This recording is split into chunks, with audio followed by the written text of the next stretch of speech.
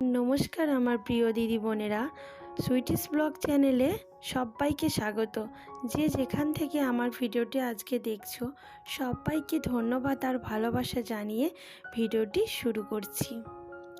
সবার প্রথমেই জানাই শুভ পৌষ সংক্রান্তি। আজকে ঘরের সব বাড়ির কম বেশি আমাদের এই উৎসবটা হয়ে থাকে পিঠে বানানো। তাই তো বছরের শেষে পৌষ সংক্রান্তির দিন আমরা কিন্তু পিঠে বানিয়েই থাকি। তাই সেই মতো সকালে একটু তাড়াহুড়ো বেশ আছে সংসারে।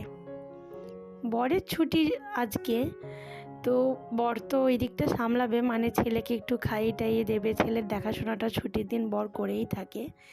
তো আমিও করি না কেন, তো সেই দিনটা একটু বেশি ওই করে।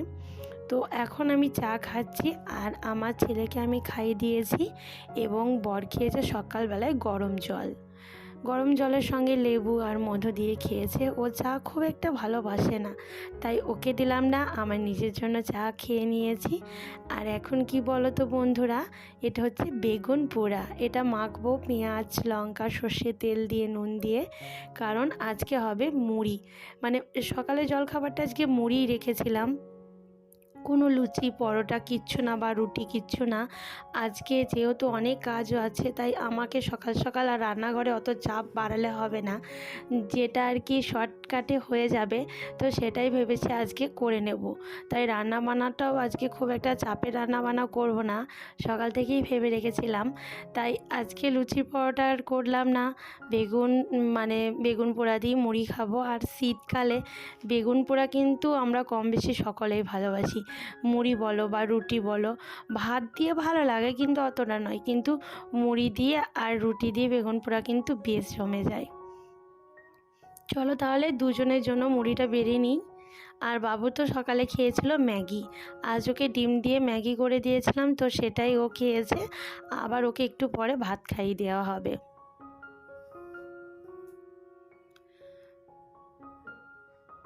বেগুন পোড়ার সঙ্গে রয়েছে শসা। এই যে দুইজনের মুড়িটা আমরা একটু বেড়ে নিই, তারপরে খেয়ে নিয়ে আবার তোমাদের সামনে ফিরে আসছি।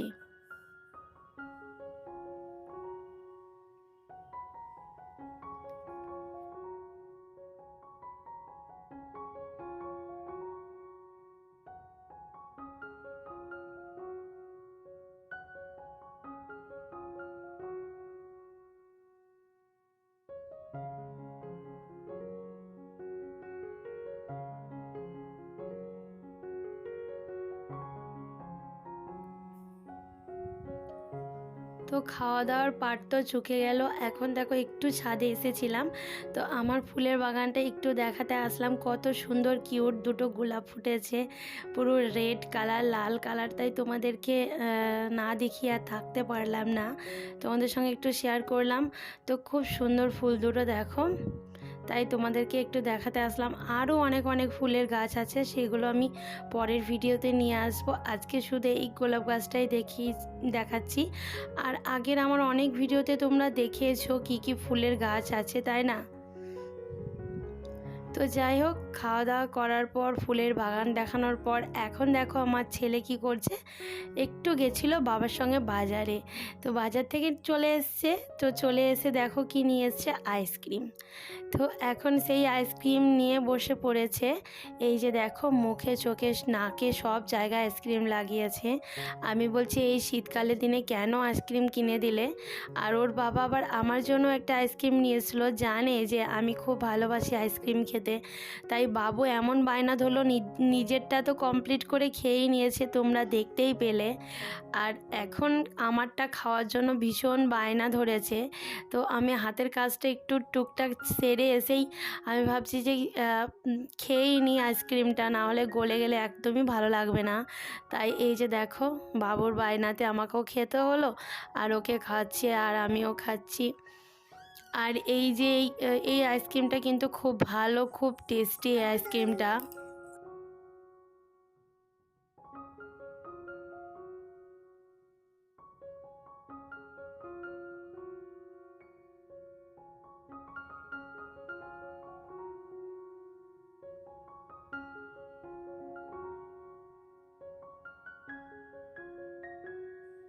তো শীতকাল হোক বা গ্রীষ্মকাল হোক বা বর্ষাকাল হোক, বাচ্চারা কিন্তু বায়না আইসক্রিম খাওয়ার জন্য করবেই। তাই আমাদের মাদের ঠিক করেই রাখতে হবে, কারণ যখনই বাচ্চারা আইসক্রিমটা খাবে তো খাওয়া কমপ্লিট হয়ে যাওয়ার পরই যদি তোমরা একটু নর্মাল জল খাইয়ে দিতে পারো, তাহলে কিন্তু বাচ্চার কখনোই ঠান্ডা লাগবে না। তো আমি আমার বাচ্চাকে এরকমভাবেই করি, আইসক্রিম খেলেই আমি এক গ্লাস জল খাইয়ে দিই। তো কখনোই ঠান্ডা লাগে না। তোমরা এটা ট্রাই করে দেখতে পারো। তো আমি তো আইসক্রিম খাচ্ছি আর ওইদিকে বরমশাইয়ের সঙ্গেও একটু টুকটাক কথা বলছি যে আইসক্রিমটা খুবই টেস্টি, তুমি কেন খেলে না। তো ও অতটা খায় না, অতটা পছন্দ করে না। পছন্দের মধ্যে আমি আর বাবুই করি আইসক্রিমটা। তো যাই হোক, বকবক করতে করতে দেখো রান্নাঘরে তো পৌঁছেই গেছি। আর চিকেন বললাম না আজকে সাদা সাপটা রান্না করব, মানে বেশি রান্নাঘরে এখন যাব না, যেহেতু বিকেলবেলায় পিঠে করতে হবে, অনেক অনেক মাথায় চাপ রয়েছে। তাই আর কি, এই যে চিকেনটা আমার প্রায় কষানো কমপ্লিট, চিকেন থেকে তেল ছেড়ে দিয়েছে। তো এবার জল দিয়ে দিলেই রেডি। তো আজকে দুপুরে মেনুটা তোমাদের দেখিয়ে দিই, চলো দেখো। এখানে সিম ভাজা রয়েছে আলু ভাজা, আর এটা রয়েছে বেগুন পোড়া। সকালবেলায় অনেকটাই বড় বেগুন পুড়িয়েছিলাম, তাই অতটা লাগেনি, একটু রেখে দিয়েছিলাম। আর দেখো এর সঙ্গে রয়েছে গরম গরম ভাত।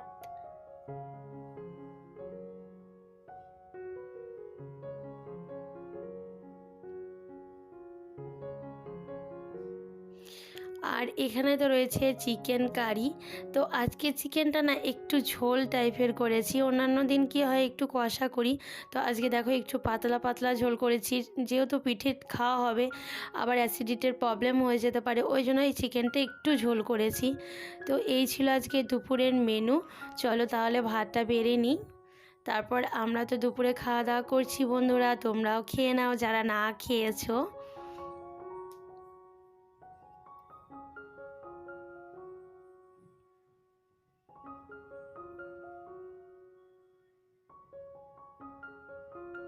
তো এই তো আমার ভাতটা কমপ্লিট হয়ে গেছে। বাড়া চলো আমরা সকলেই একসঙ্গে খাবার দাবারটা কমপ্লিট করি, আবার দেখা হচ্ছে কিছুক্ষণ পরেই।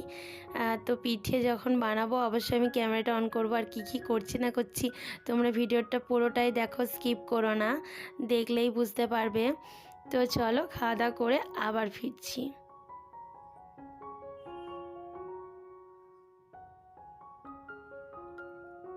শুভ সন্ধ্যা বন্ধুরা, এখন সন্ধ্যা লেগে গেছে। তো এই 5:30 6টার মতো বাজে।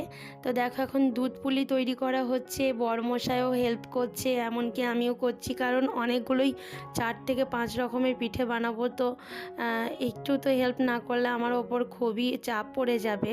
আমার তো আর এখানে হেল্পিং ম্যান বলে কেউ নেই, আমার বর ছাড় আমার পাশে। তাই ওকেই বললাম একটু সাহায্য করে দিতে হাতে হাতে। তাই আর কি, এই যে দেখো এখানে দুধ পুলির জন্য দুধটা বেশ গাঢ় করে ফুটিয়ে নেওয়া হয়েছে। আর এখন পুলিগুলো অনেকটাই রেডি হয়ে গেছে, ভেতরে ক্ষীরের পুলি দিয়ে আছে। তো এইগুলো এখন আমি দুধের মধ্যে দিয়ে দেব, তারপরে এটা বেশ খানিকক্ষণ ফুটিয়ে নেব, তারপরেই হয়ে যাবে রেডি দুধ পুলি।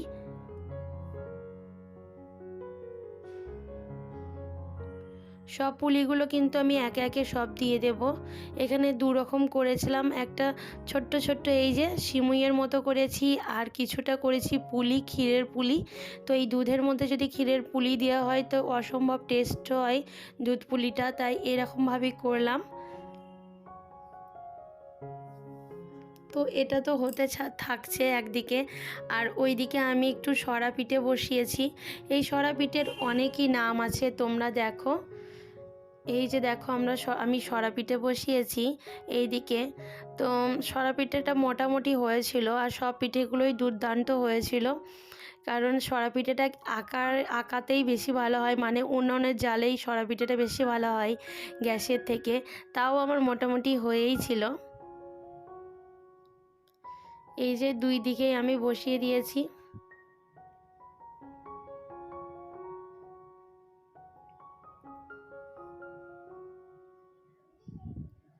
আর এই সরা পিঠেটায় ব্যাটারটা দেওয়ার পর, ঢাকা দেওয়ার পর, এখানে জল কেন দিলাম বলো তো বন্ধুরা? জল দিলে তলায় একদমই পিঠেটা লাগবে না, আর খুব সহজে উঠে যাবে। তোমরা টিপসটা ফলো করো, কাজে লাগবে তোমাদের।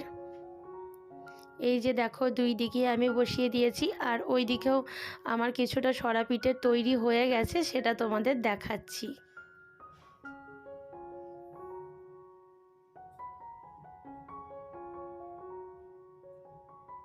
এখন দেখো আমার ভাজা পুলিগুলো রেডি। এখানে ভাজা পুলি রয়েছে, দেখতে পাচ্ছ। এগুলো আমি এখন তেলে ভাজবো। রেডি হয়ে গেছে, আর তোমাদেরকে তাই একটু শেয়ার করতে আসলাম। চলো তাহলে এগুলো ভেজে নিই। আমার কিছুটা ভাজা পুলি মানে ভাজা হয়ে গেছে, তাই তেলটা একটু কালো দেখাচ্ছে। এখন আর কিছুটা বাকি রয়েছে, তো সেগুলোই ভেজে নিই। চলো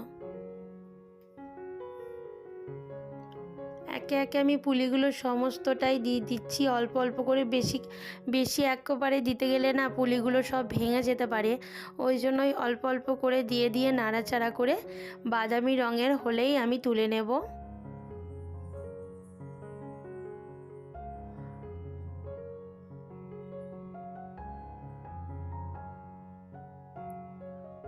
এই যে দেখতে পাচ্ছ অনেকক্ষণ পরেই আমি ফিরে এসেছি, প্রায় 5 মিনিট পর।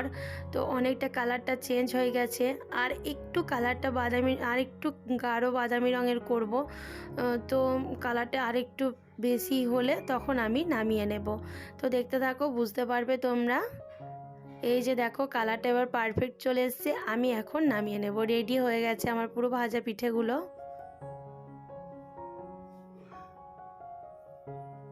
সবগুলো আমি একে একে এবার তুলে নেব।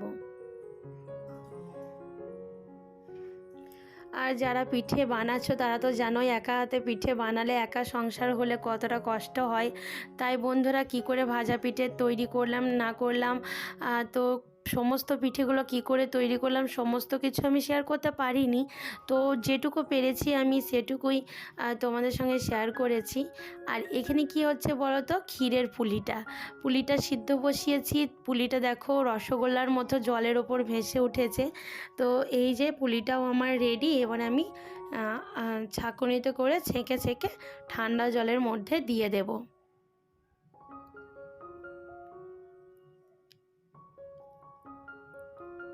এটাই আমার শেষ পিঠে, আর সব পিঠে আমার রেডি হয়ে গেছে। তো এই যে এর ভেতরে পুর করা আছে, ক্ষীরের পুর করা আছে। এগুলো আমি সব একে একে তুলে নেব।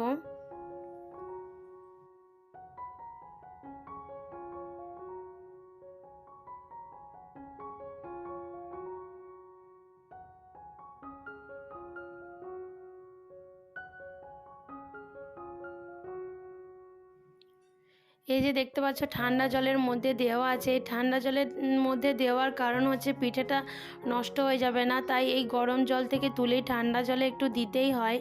না হলে এর গায়ে যে স্লিপ টাইপের পিচ্ছিল টাইপের লেগে থাকে, তো ওটা এই ঠান্ডা জলে দিলেই ধুয়ে যায়। তারপরে একটা শুকনো পরিষ্কার কাপড়ে টুকরো তো করে পিঠেগুলো মুছে নিতে হয়। এই যে আবারও আমি দ্বিতীয় ক্ষেপটা দিচ্ছি।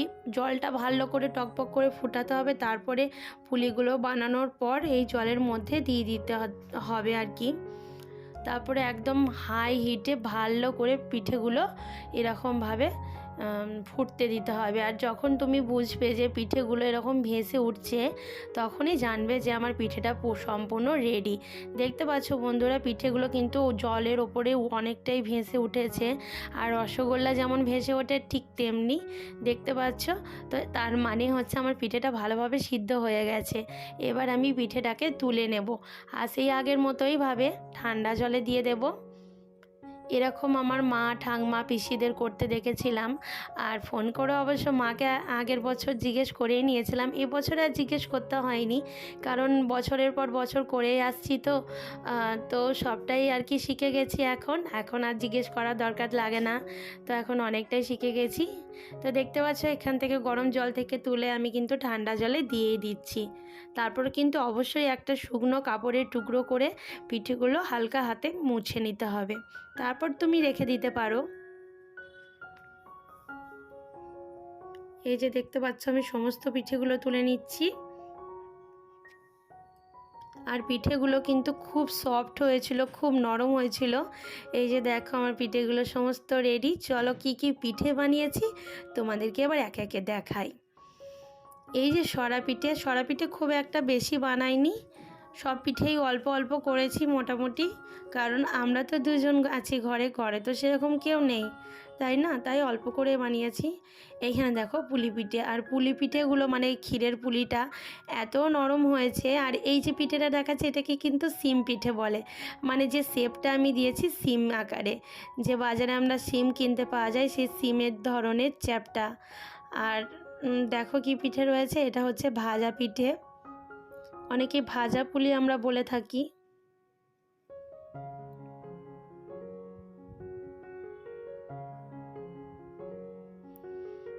এটা তো দুধ পুলি রয়েছে, দুধ পুলিটা কত গাঢ় হয়ে গেছে, একদম পুরো ক্ষীর।